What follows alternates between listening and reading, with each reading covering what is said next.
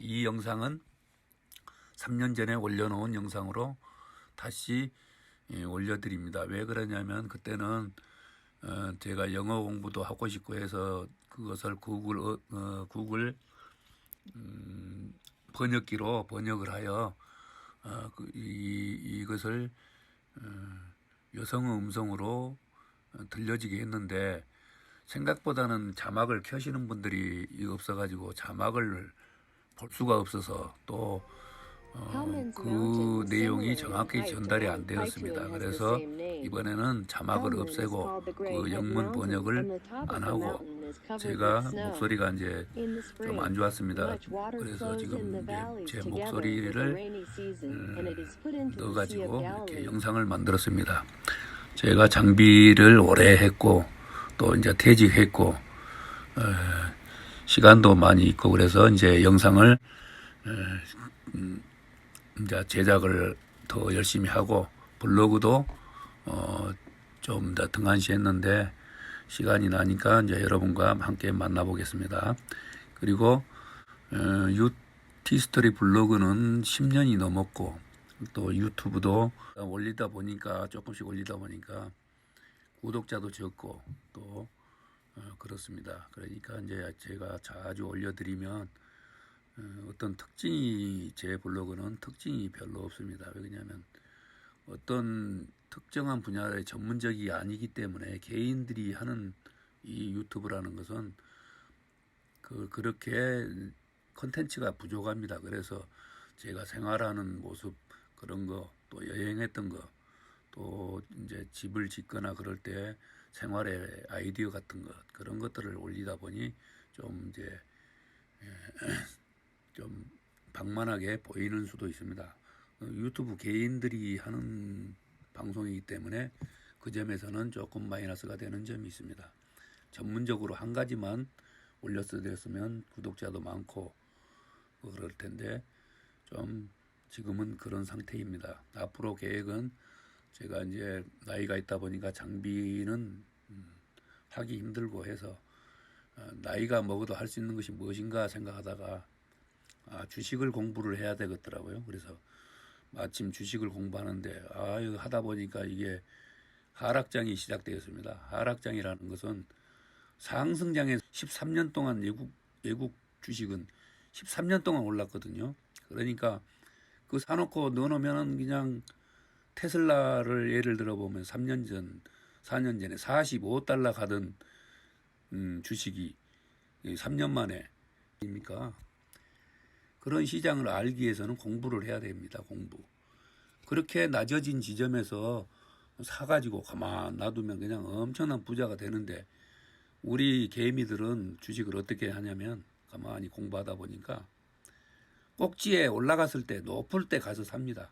그러면은 얼마 안 있으면 그게 쭉 내려갑니다. 그래서 손해를 보고 주식 망했다고 그러고 공부도 안 하고 저도 이제 공부하다 보니까 그걸 많이 느꼈습니다. 그러니까 지금은 하고 싶어도 하락장이 계속 내려가는데 내려가는 한번 사놓으면 계속 그거 내려가는데 그걸 당하지 못해요. 하루 일어나고 보면 팍팍 내려가는데 어떤 주식을 이렇게 보고 있으면요 하루에 20%가 떨어져요. 내 돈 200만 원을 넣어놨는데 20%면 그게 얼마나 떨어지겠어요.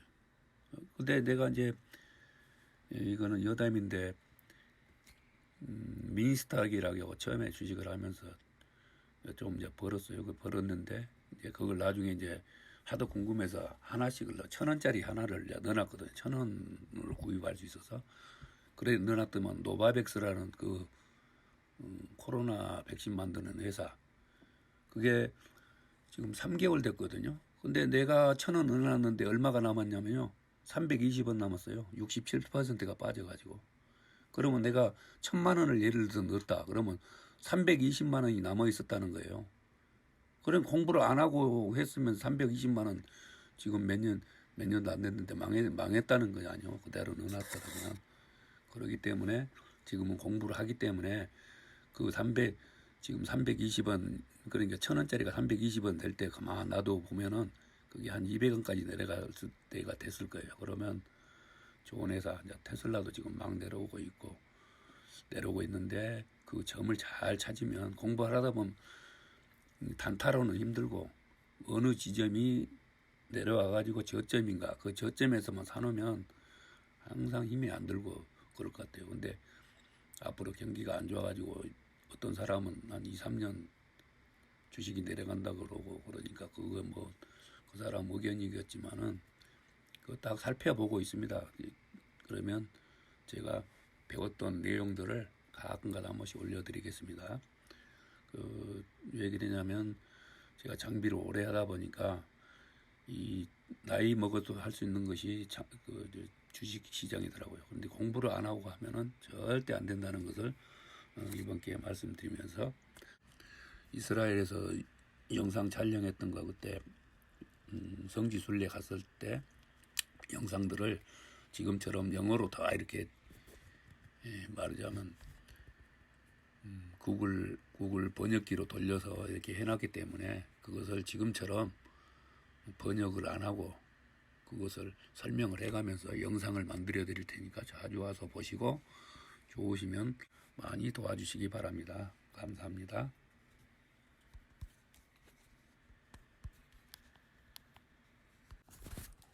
이스라엘 헬몬산은 우리나라 백두산과 높이가 비슷하고 이름 또한 같은 의미를 갖고 있습니다.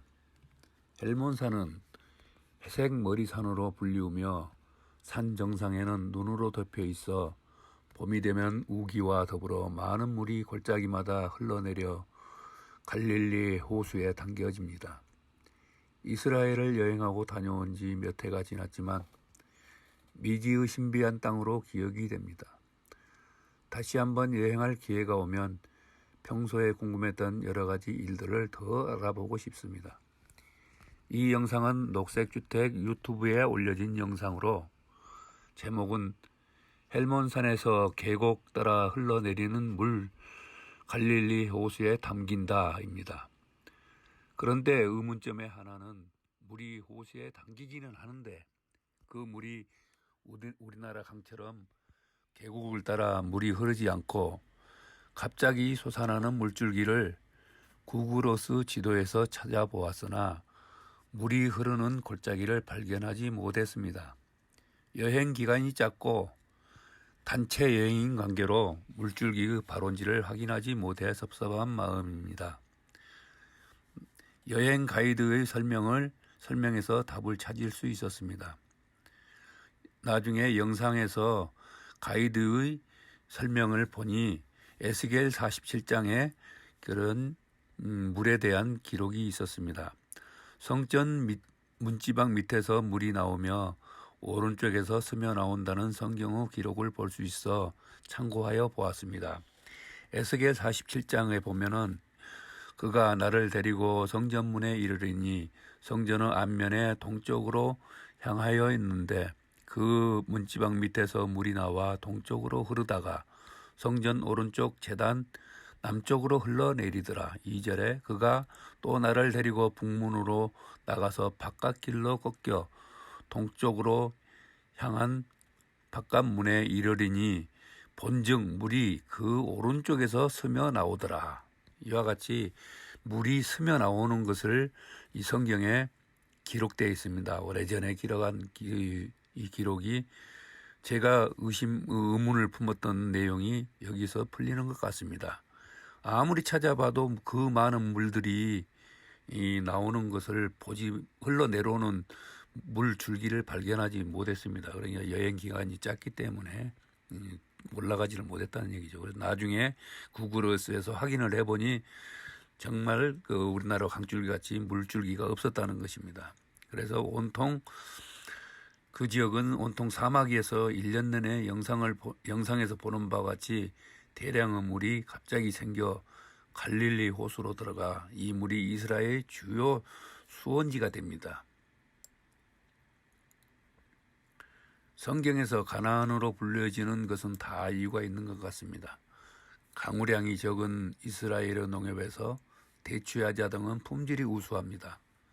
비가 적게 내리는 대신 풍부한 물이 있어 병해충도 적고 일조량이 많아 과일의 당도가 높아 품질이 우수합니다. 갈릴리 호수에 물이 들어오는 헬몬산 골짜기는 4곳으로, 그때는 봄이었기 때문에 헬몬산 위에는 겨울에 눈이 쌓여 있어서 그 눈 녹은 물들이 녹으면서 그 물들이 더 많이 흐르는 것 같았습니다. 그 물들이 조금 있으면 좀 약해지고 지중해에서 불어오는 더운 해풍에 푸르름이 더해진 상이나는 광야로 변한다고 합니다. 헬몬산 골짜기에서 자리 잡은 가이사라 빌립보 지역은 경치가 수려하여 유적지인 간 신전을 자료하고 있으며 성경 마태복음 16장의 장소이기도 합니다.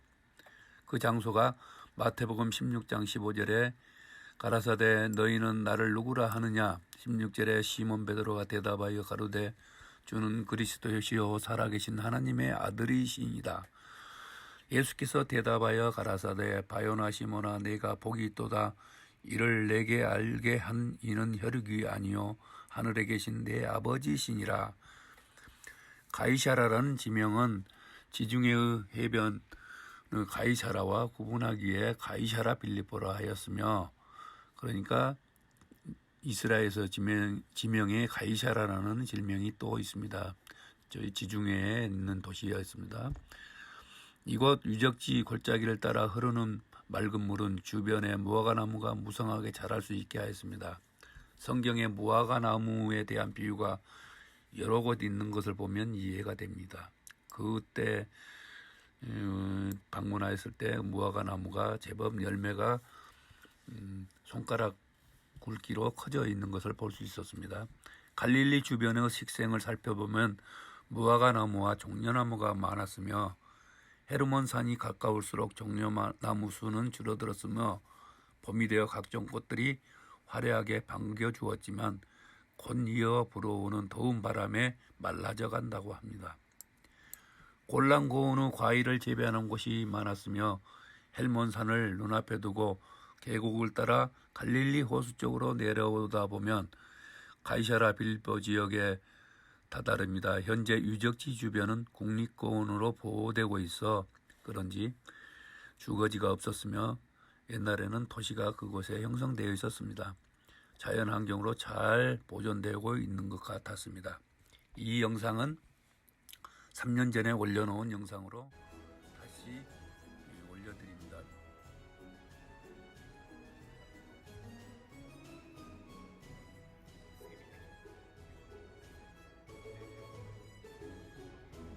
있고 베데스다 있고 건물이 많고, 여러분 에스겔 40장 안 보죠? 성전에서부터 물이 흘러나온다. 이게 바로 예루살렘에서부터 흘러나오는 이 사해로 흘러나서 사해가 다시 회복될 것이다. 엔게디에서부터 엔으로 흘러나온다. 성전에서 흘러나오는